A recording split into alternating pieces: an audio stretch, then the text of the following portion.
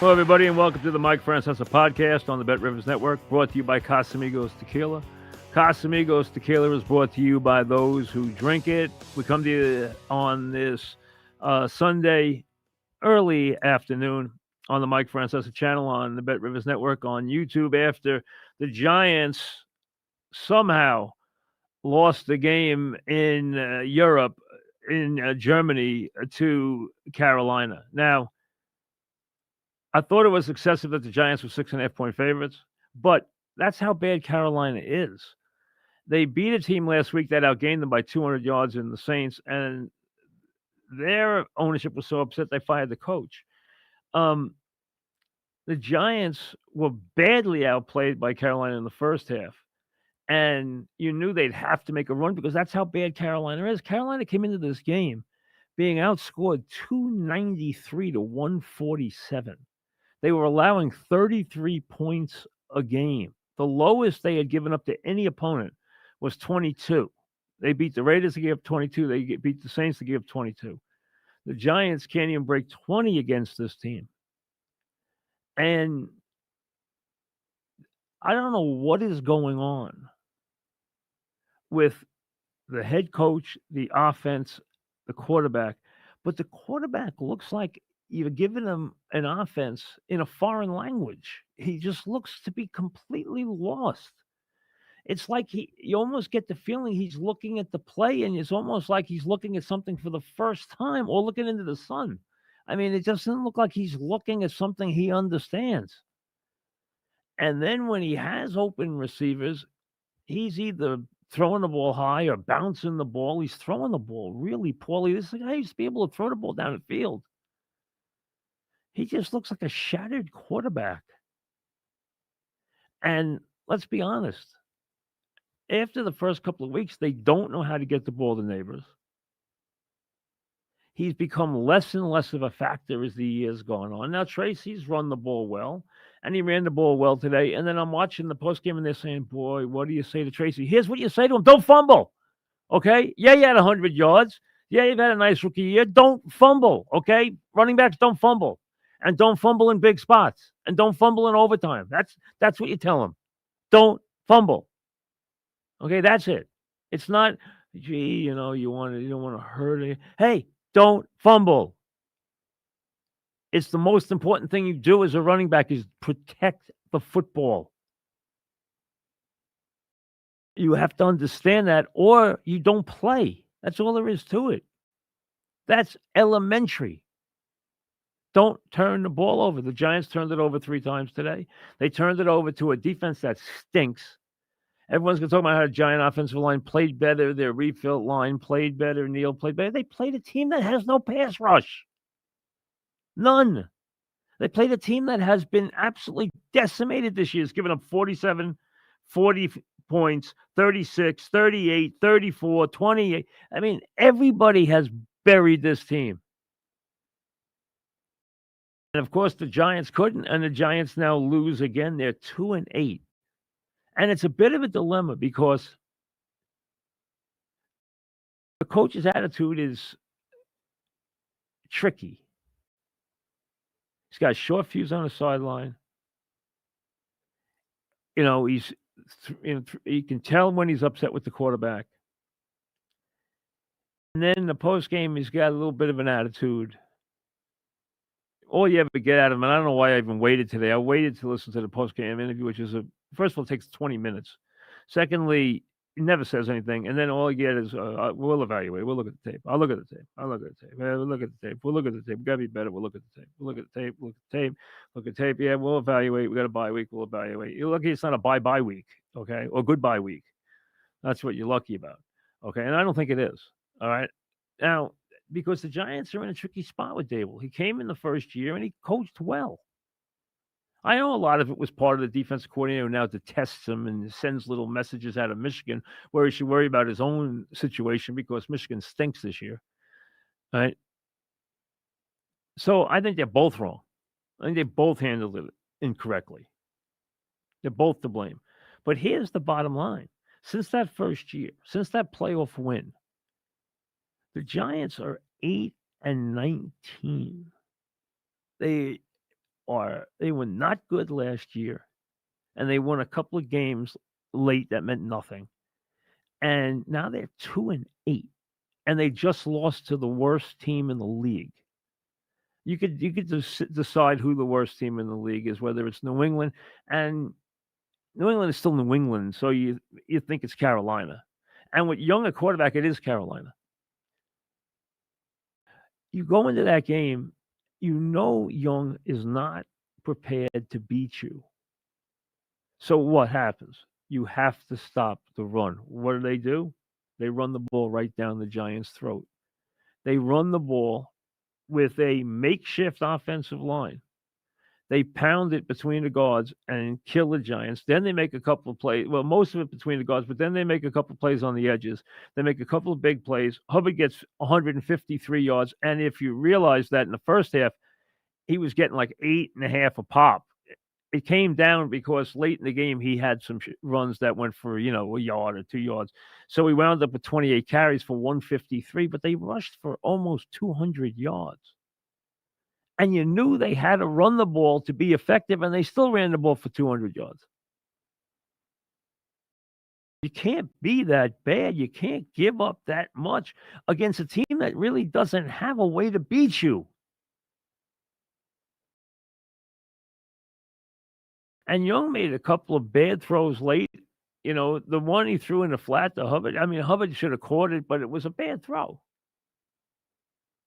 He wasn't expecting it to be as high as it was, and he could have caught it, yes, but it was a bad throw. Just like Jones made a bunch of bad throws. And let's be honest, Neighbors doesn't make big plays anymore in this offense because they can't get him the ball. Teams are cognizant of taking him away, and they put too much pressure on the Giants whenever they drop back to pass for him to get the ball cleanly down the field. And if you look now, his numbers are diminishing week by week. Say he had 60 yards for 50 catches, and before the last drive, he had 2 catches for 12 yards. So he's gone the other way. They are right now. They don't have the worst personnel in the league. They have better personnel than Carolina has. They have better personnel than a couple of teams have. They have better personnel than New England has. They have better personnel than a couple of teams have. I think they have better personnel than the Raiders have, too. And I might even throw a couple more in there. But they're a bad, bad football team that cannot score and has no home field. They actually play better away from home than they play home. But they just turned around now and lost to a team that is just awful. That team has Carolina has a better record than the Giants. And you're looking at this team and you're saying, I know John Mara has to be sitting down. We can't have this conversation with the general manager because to me, the general manager and the head coach are tied at the hip. So whoever John has now as a confidant, or let's say John and Tish are having a conversation now. And they sit in the room together, which I don't know how many times that happens when they talk football, to be honest with you. But how bad are we? Are we on the wrong track? That's what he has to decide right now because, yes, Daboll had that first year. And yes, he had a winning record, which was a surprise. He won a playoff game. He got some Coach of the Year honors. I figured, okay, here you go. I got my guy for a while. They have a disappointing second year. His staff blows up. He gets a little bit of reputation for being a guy who's a finger pointer, a whiner, etc., whatever you want to say, okay? Now, they come out this year. They're going to be improved, right? They got a couple of nice pieces in the draft. They got a running back. They got a wide receiver. They've got a couple of players on defense. They went out and got Burns, who's a big-time defensive player. They have in Lawrence and Burns, two of the better defensive players up front in the league. And they still stink. because they can't make a big play. They can't block a quality team so that their quarterback can throw the ball. When I went to the Eagle game, they could not block a regular pass play. Forget it. That was not on Daniel Jones. As bad as Daniel Jones has been playing, that is not on Daniel Jones, because every time he dropped back to pass in a regular passing situation, 3rd and 7, 3rd and 8, 2nd and 10, etc., he got rocked and was going to get hit by multiple people. Their line could not block anything. Now today, you're going to say, oh, well, they improved. Hey, they played a team today that has no pass rush, that has been absolutely decimated by every decent passer they've played this year. Decimated. They've allowed 33 points a game coming into this game. They've been beaten most weeks by more than 2 touchdowns per game. Yes, they had 2 wins. The bottom line is, this is a game that you went across and you figured, all right, got to win this game. I mean, everybody thought the Giants were going to win this game this week. I even thought they'd win it. Although I thought the line was too high, I even thought they'd win it. So I said, Carolina's coming off a win. They'll probably be a little self-satisfied. And with Young at quarterback, Carolina has been a putrid football team. Not a bad team. They've been an incredibly bad team with him at quarterback. And he's back at quarterback. And yes, he's playing a smidge better. He's a little more confident. He's a little more comfortable. But the bottom line is, the Giants made enough mistakes today and just allowed them to move the football at will with their running game. That and the red zone mistakes that the Giants make. I mean, you could go back and get into play calling, but play calling, I always try to give a guy a benefit of the doubt, because you got to sequence everything and look at everything that happened. Did you like the flea flicker on 3rd and a short yard? He didn't need it there. I understand why he's going. He wants to get the ball down to his number 1 guy, who he had wide open on a post, wide open. Absolutely, he had him on a skinny post, wide open by 10 yards. Had both receivers wide open down the field. I mean, he could have picked either one. He had one up here, and he had neighbors coming across on a skinny post, and he had him for a touchdown. And instead, he can't get the ball off. And it looked like he should have gotten the ball off, and you could see the head coach was furious he didn't get the ball off. I don't know what Daniel Jones is seeing there, but whatever it wasn't good, because what he wound up doing is just eating the football. The bottom line is, nothing is working right. The defense is pretty good. No, it's not. Do they have a pass rush? Yes. Do they lead the league in sacks? Yes. Are they a good defense? No, they're a bad defense. They can't stop the run. And whenever they have to make a stop, they can't get it. That's why they're 2-8. Teams are coming in and throwing. They're moving the ball at will on them when they have to. When they had to stop Washington, they couldn't. The Eagles ran the ball right down their throat. Today, Carolina runs the ball right down their throat.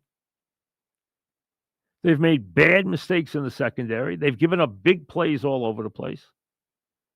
They're a 2-8 football team that just lost to the worst team in the league in Germany.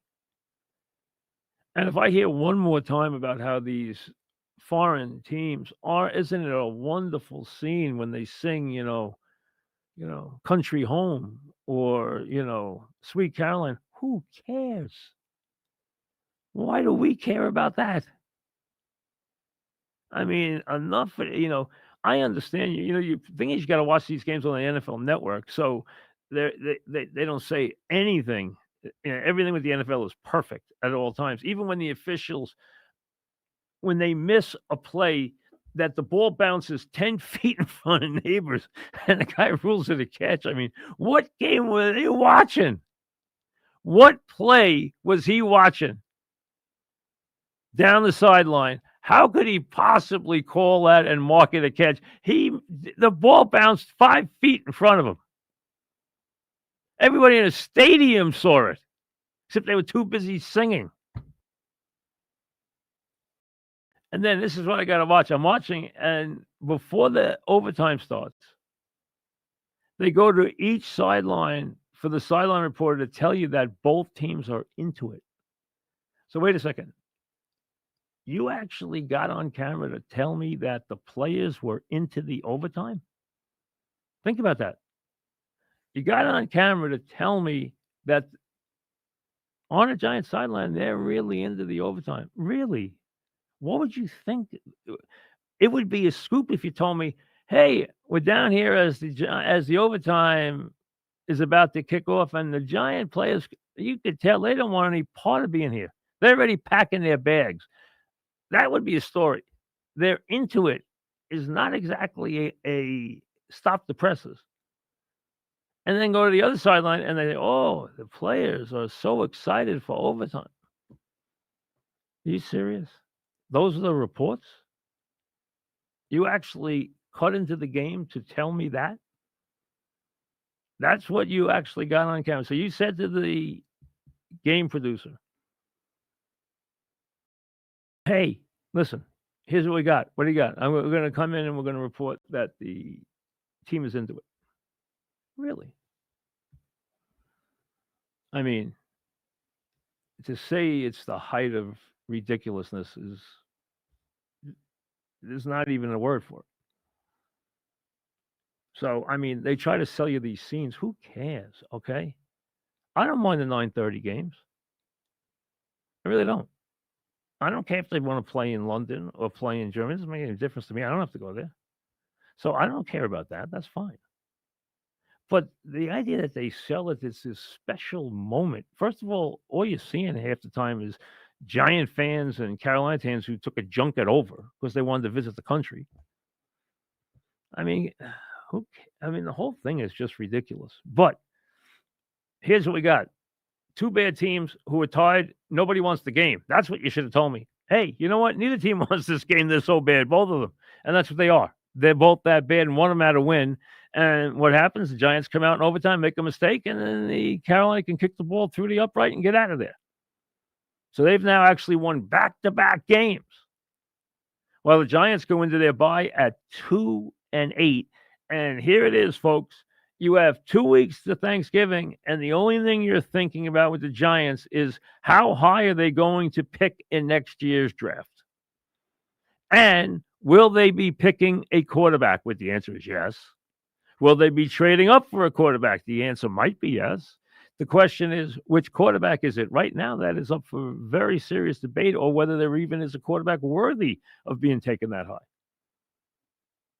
That's what you will spend the next couple of weeks.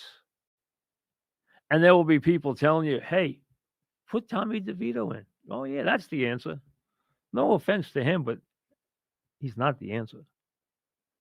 But they might as well, because you know what? They have no confidence in Daniel Jones.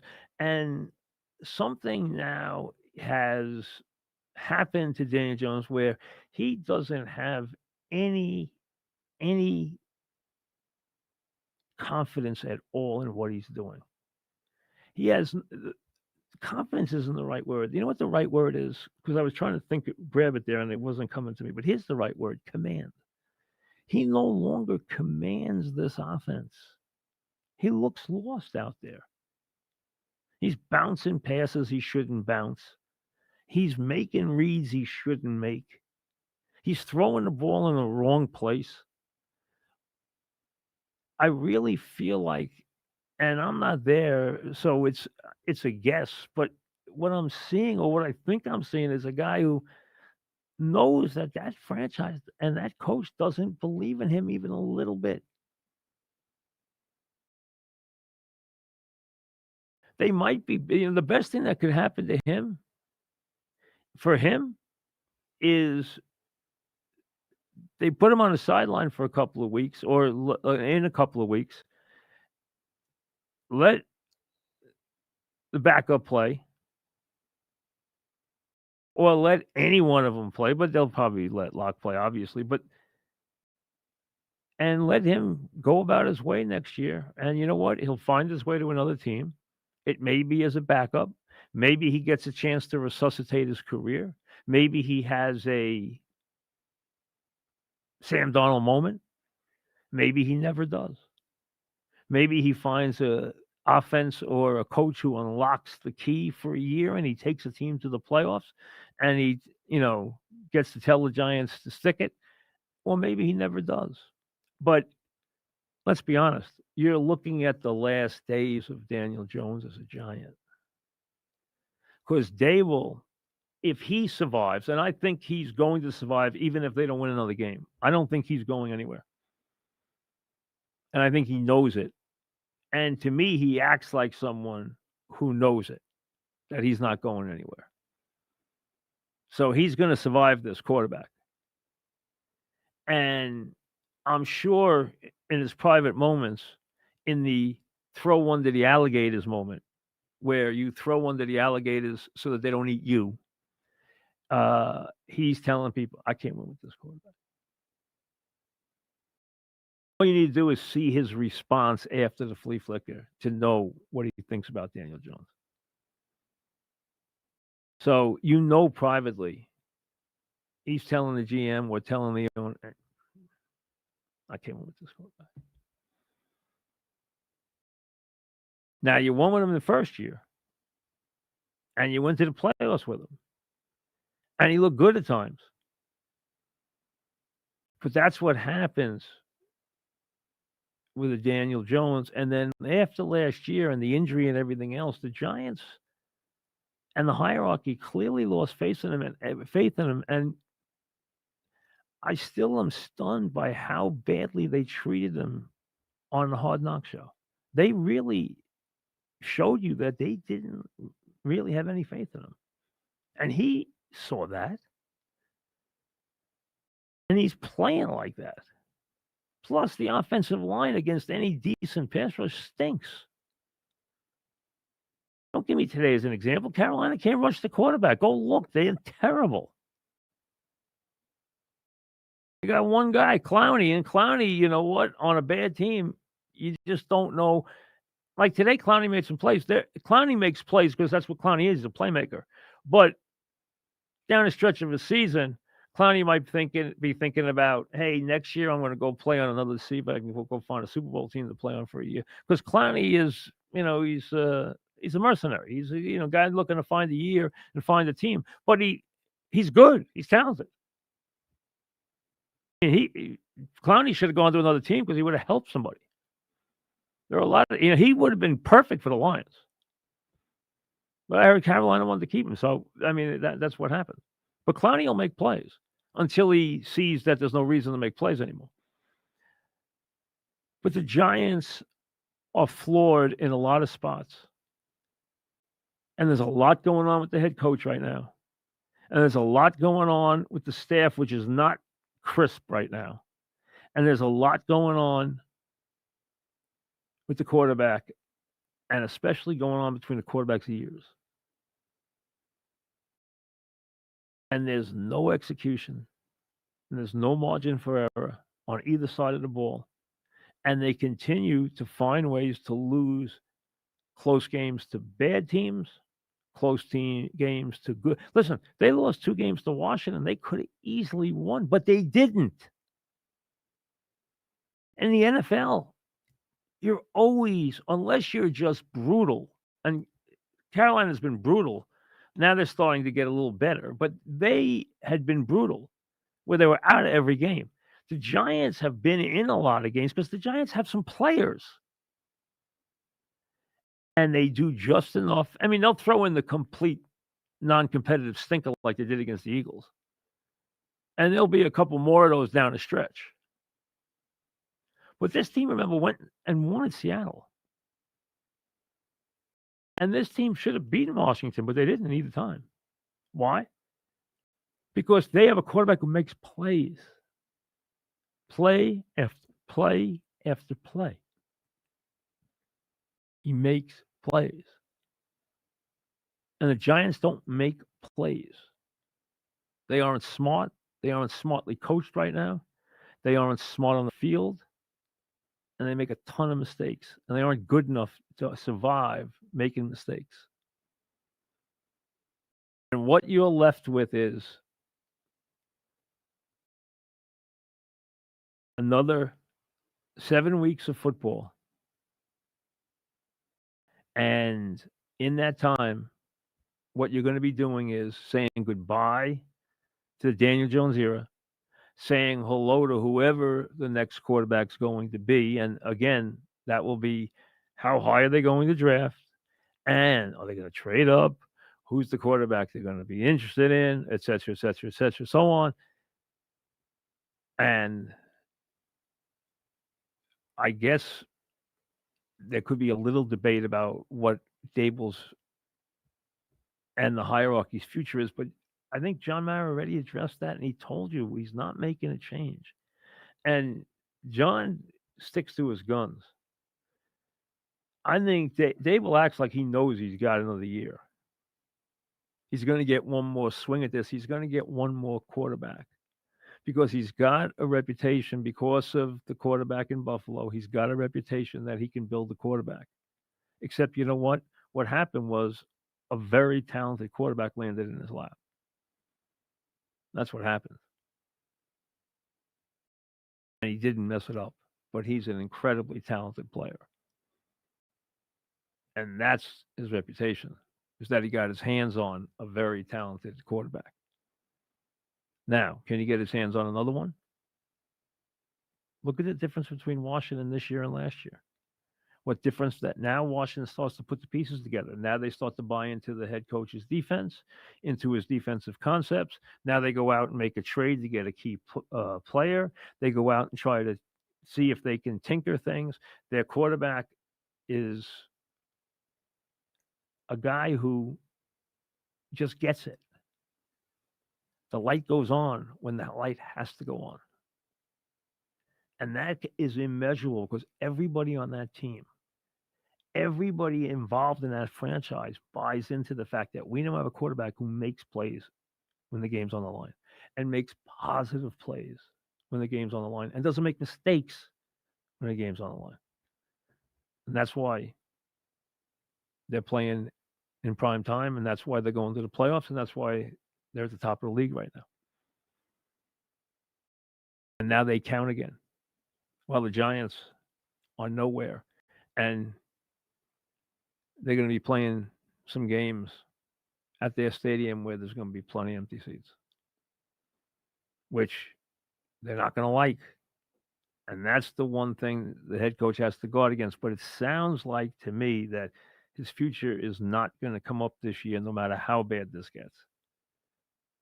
And even if they wind up with 3 wins or 4 wins, I don't think it's going to matter. I think he's going to be back for one more swing.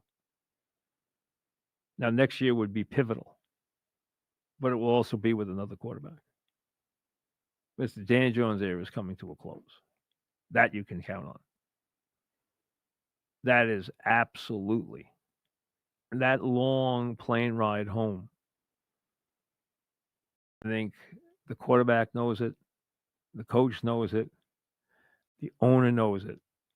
And too many people in that room know it, that the year is over. There's no more debate inside the Giants. They've made their decision. And that 2-8 record has cemented it. We'll see you later.